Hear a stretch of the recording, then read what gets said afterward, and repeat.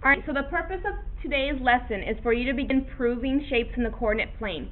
So what we're going to do first is we're going to focus on triangles just first, and then we're going to move over to quadrilaterals.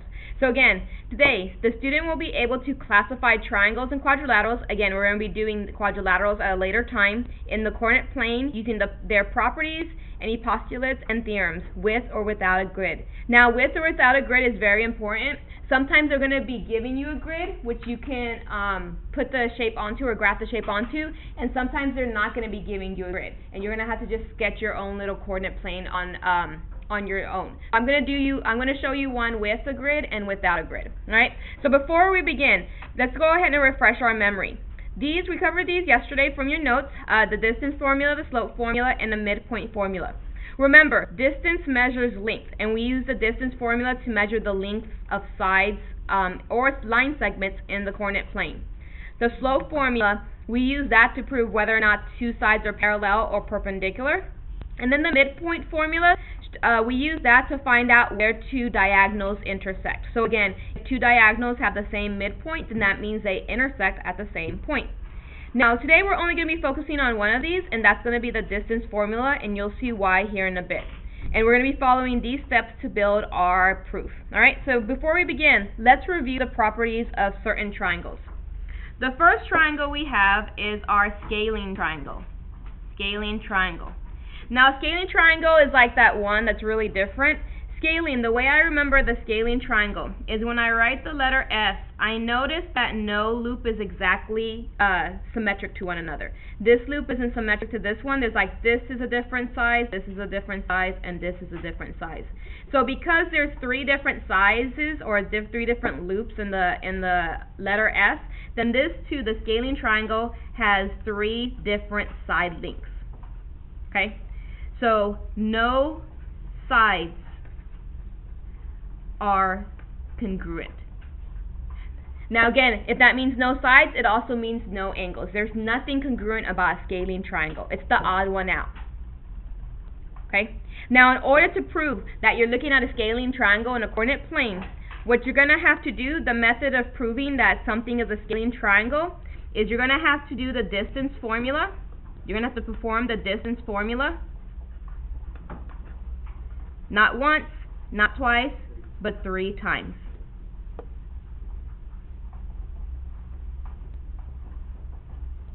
Okay? Bless you. Any questions about the scalene triangle?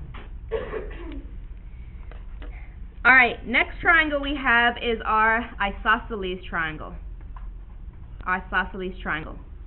Now, the way I remember the properties of an isosceles triangle is when I draw the letter I, the top line segment is the same length as the bottom line segment. So it has two congruent line segments, this one and that one. So the isosceles triangle only has two congruent sides. The base is a different length. Okay. So the properties of an isosceles triangle is that it has two congruent sides. And again, if it has two congruent sides, that also means it has two congruent angles.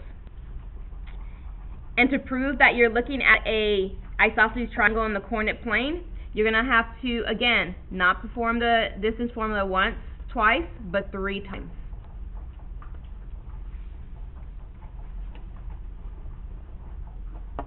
Okay, so let's talk about this one.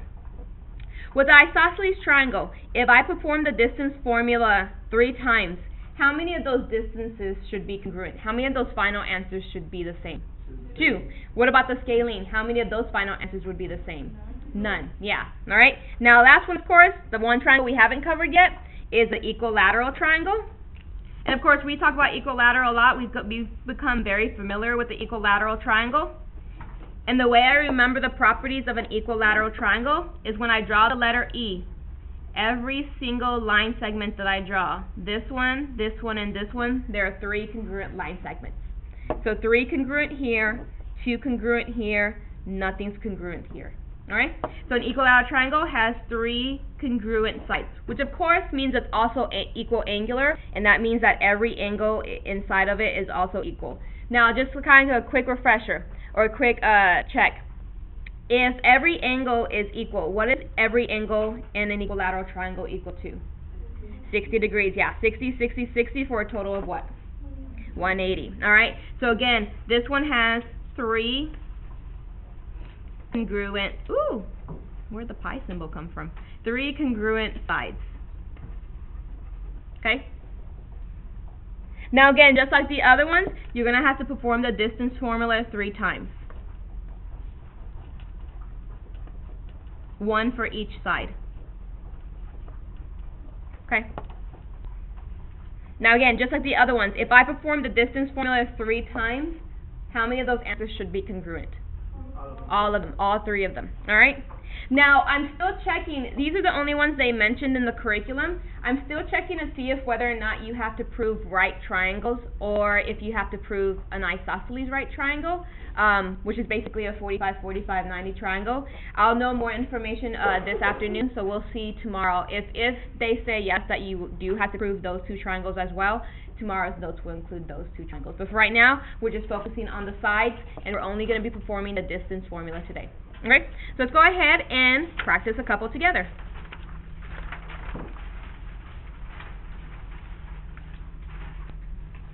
Alright, now notice, I want you to notice how nice, neat, and organized this is. I took a lot of time to make sure that your work and the thought process that you went through when it came time to proof these was very nice, neat, and organized. Look at your homework. Okay, there's no structure to it. What I want you to do for your homework is the same method that I'm using to proof it. That's how nice, neat, and organized I want you to do yours. So when it comes time to doing your own, I want you to model it exactly the way we're about to do these.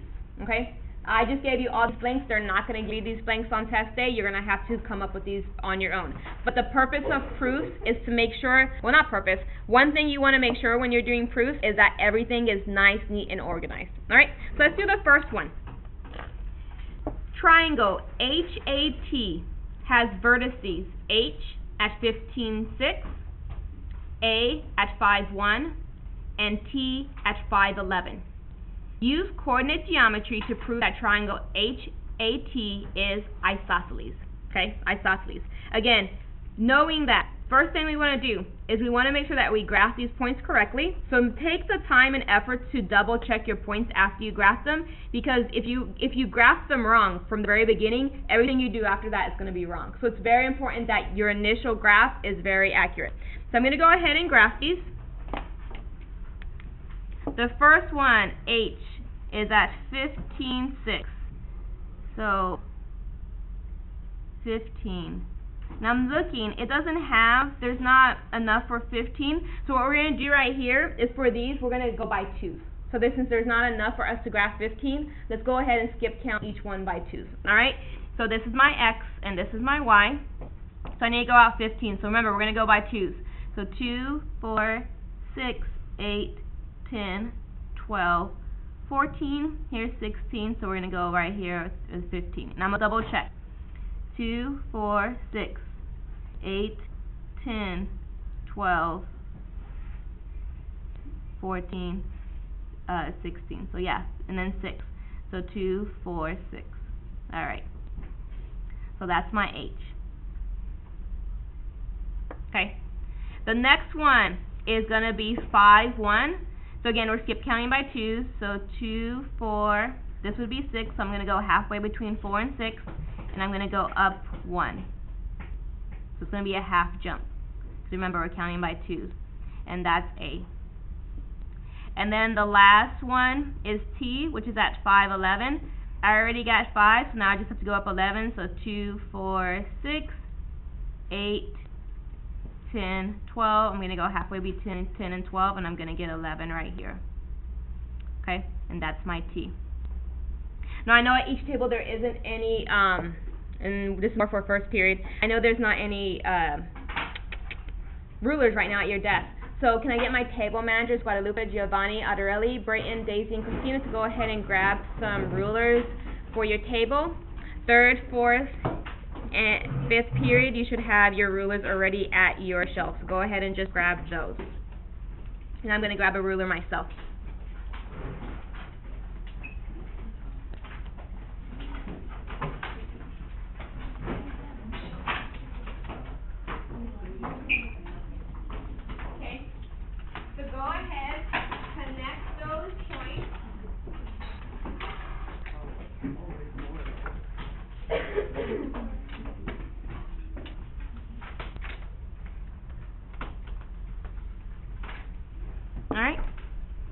I'm going to go ahead and connect them.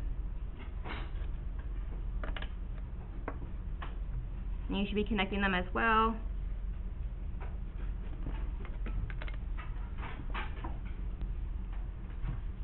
Alright, there we go. Okay, now, since we are trying to prove that this is an isosceles triangle, what do we need to show? Isosceles has how many congruent sides? Two. So what do we need to show? Is that it has two congruent sides. So what do we need to show? That it has two congruent sides. What formulas do we need? We need the distance formula. Because again, slope proves whether two lines are parallel and perpendicular, and midpoint proves where the two lines intersect. Okay? Now, let's go ahead and show our work. So we're going to need to calculate the distances of all three sides to show that only two sides are congruent. So let's go ahead, and I'm going to write the name of all three sides. So I'm going to say side TH, side AT, and side AH. Now the order of the letters don't matter. You could have said HA, you could have said TA, you could have said HT. That's just the order I decided to do them in. Again, it does not matter. Okay? Now we're going to go ahead and do the distance formula. So we're going to be using these coordinates to plug into our distance formula. So remember, distance formula is x2 minus x1. So let's look at T and H. Here's T and H. Alright? So TH. Let's say this is x1, x2, y1, y2. Okay? So this formula says x2 minus x1, so that's going to be 5 minus 15. Okay? Then it says y2, 11 minus 6. So x2 minus x1, y2 minus y1. So go ahead, grab your calculator. We're going to plug it in. So I'm going to hit calculate.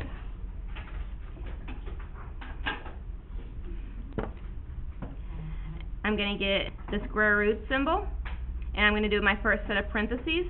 Then it's going to be 5 minus 15. I'm going to go once to the right, click once to the right, and attach the square symbol to my parentheses. I'm going to put my addition sign, another set of parentheses, 11 minus 6. Go to the right once. I'm going to click the square root symbol again. Make sure that your square root house goes along the top of both of the parentheses. I had some students yesterday who their square root house stopped right here, and that's because they clicked to the right too many times. So ensure and make sure, double check that your square root symbol goes all the way across the top.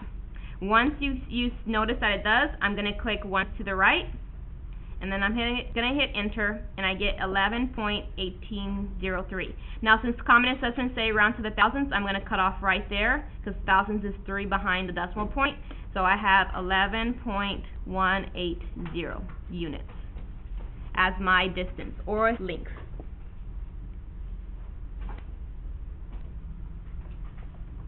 Alright, let's do the same thing for AT. Since I already have T labeled as X2s and Y2s, I'm going to label A as X1 and Y1. Okay, because I'm only focusing on those two. I need A and T. Okay, so the first one is X2, 5, minus X1, 5. Then Y2, 11, minus Y1, 1. Okay, I'm going to grab my calculator again. Square root symbol. I'm going to type in parentheses, and inside the first set of parentheses, 5 minus 5. I'm going to click to the right once to get outside, square root symbol, plus sign, another set of parentheses, 11 minus 1. Click to the right once, square root symbol, click to the right once, hit enter, and I get 10 units. Okay. Last one, I have A and H. Now I'm going to focus in on A and H. Both of them are labeled as X1s and Y1s. It doesn't matter which one I change to X2 and Y2. Just pick one. So I'm going to choose this one since it's on the right, and I'm going to convert these to my X2s and my Y2s. Again, it does not matter which one you choose. You're still going to get the exact same answer. Alright, so x2, 5, minus x1, 15. y2, 1, minus y1, 6. Gonna grab my calculator, square root house, parentheses, 5 minus 15. Go to the right once, square root symbol, square sign, plus, parentheses, 1 minus 6. Gonna go to the right once, and attach the square symbol to it. Alright, gonna go to the right once, click enter, and I get 11.180 units, just like I did for the first one. Okay? Any questions so far? Alright, so with that being said, we notice because these two are the same, because we got the same one, we have proven that this is an isosceles triangle. So because TH is congruent to AH, we can say that triangle HAT is an isosceles triangle because TH is congruent to AH. That is your complete sentence and your final statement.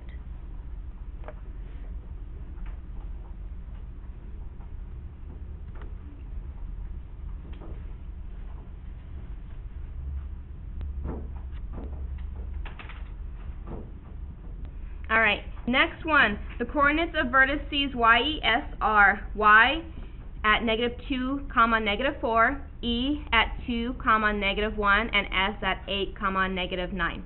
Use coordinate geometry to prove that this triangle YES is a scalene triangle. Sketch your graph.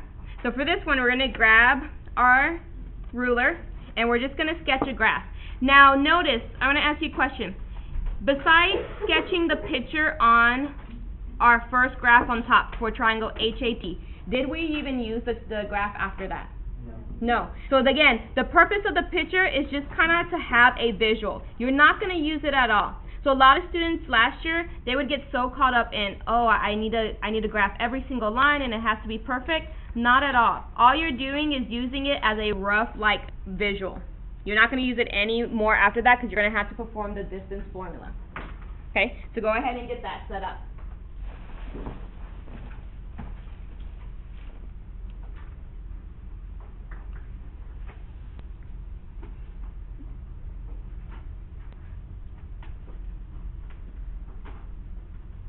Alright, now we're just going to kind of do it, like I said, this is just like a rough estimate or a graph of where everything should go. So y needs to go at -2, -4. So I'm just going to say, if this is like 1, that's about -2 right here. -4 would be somewhere down here. Again, notice, I didn't measure anything. All I did was kind of be like, oh, that's about -2 and that's about -4. Boom. There's my y. E needs to be at 2, -1. So 2, -1, somewhere right here. That's okay. Really, we don't know. Doesn't matter too much. S is at 8, -9. So if that's 2, it should be somewhere over here. And -9, if this was -4, -9 should go slightly lower than that. Okay? And that's S. And then again, grab your ruler, connect it.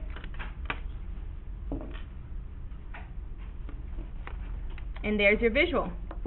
Expect to do this on a free response, especially if they don't give you a graph like I did up here. If they don't give you a coordinate plane, you're going to have to kind of make your own and do with that. Alright, now we're trying to prove that this is a scalene triangle, so what do we need to show? No congruent sides. So no congruent sides. What formulas do you need? The distance formula. Okay, so let's go ahead and do our work. Let's do side YE, side ES, and side YS. Again, I just kind of went around YE, ES, YS. Alright. Now, here are our coordinates. So I'm going to focus on YE first. So let's do X1, Y1, X2, Y2. Okay, X2, 2 minus X1, -2. y2, negative 1, minus y1, negative 4. Okay? Grab your calculator. Square root house, parentheses, 2 minus negative 2. Okay? Go outside once, put the square symbol, plus sign, another set of parentheses, negative 1 minus negative 4. Notice how there's a lot of negative and minus signs. Make sure that you're hitting the negative button when you should be hitting it, and the subtraction button when you should be using that one as well. Going to go out once, attach the square root symbol, the square root symbol is square, hit enter, and I get 5. Okay, next one, ES. We're going to focus on these two. Since E is already labeled as my X2 and my Y2, my S is going to be my X1 and my Y1. Okay, X2, 2 minus X1, 8. Y2, negative 1 minus Y1, negative 9. Okay, I'm going to grab my calculator, radical house, parentheses, 2, take away 8. Go outside once, square, plus, parentheses, negative 1, take away negative 9. Go outside once, square, go outside once, enter, and I get 10. Okay, last one, Y and S.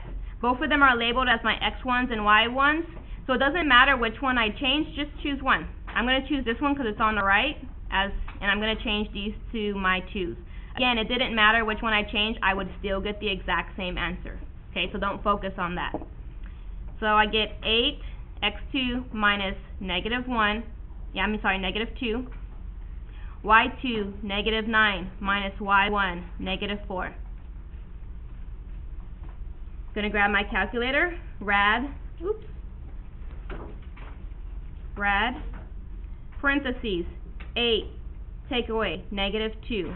Go outside once, square, plus, parentheses, negative 9, take away, negative 4.